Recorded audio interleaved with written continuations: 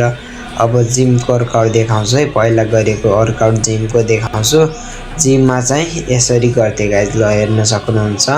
यो चाहिँ मेरो बाइसेपको लागि है गाइज, इनर बाइसेपको लागि यसरी मारिन्छ गाइज है। डम्बलहरूले 10 किलोको डम्बलले यसरी नै हान्ने गाइज। 12 रेपिटेसन 3 चोटि हान्ने, यसरी हानिराख्छु गाइज। ल यस्तो हानेपछि गर्नेछौँ हामी नेक्स्ट वर्कआउट गाइज।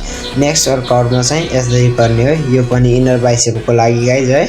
इनर बाइसेपको लागि यो पनि 12 हान्नुपर्ने हुन्छ। यो हानिसकेपछि म लगत्तै नेक्स्ट वर्कआउट देखाउँछु गाइज है, आउटर बाइसेपको लागि गाइज है।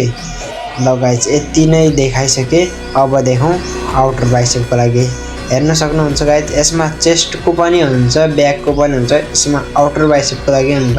Upper bicep, upper chest, inner chest साराको लागि यो वर्कआउटले हुन्छ गाइज। चेस्टको लागि है, चेस्ट र बाइसेपको लागि सबको लागि हुन्छ यसैले गाइज। ल गाइज 5 महिना अगाडि गरेको पछाडिको ब्याक वर्कआउट हेरौँ गाइज है।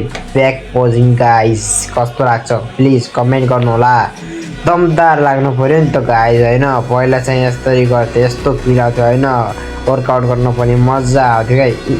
जस्तै हामीले जिममा गइसकेपछि त नेक्स्ट लेभलको पर्फर्मेन्स हुन्छ नि त गाइज होइन र।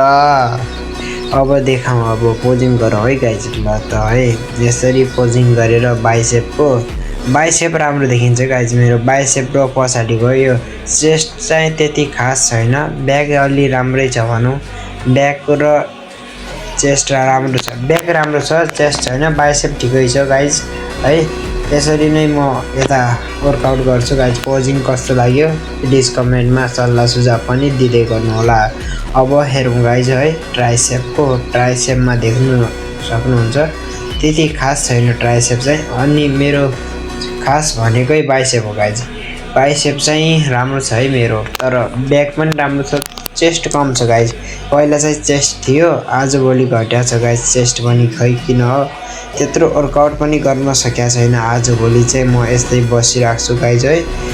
त्यति पहिला चाहिँ जिम जान्थेँ, बिचमा छोडेर यस्तो भएको गाइज है। अब चाहिँ जिम जानु पर्ला जस्तो छ। बाइसेप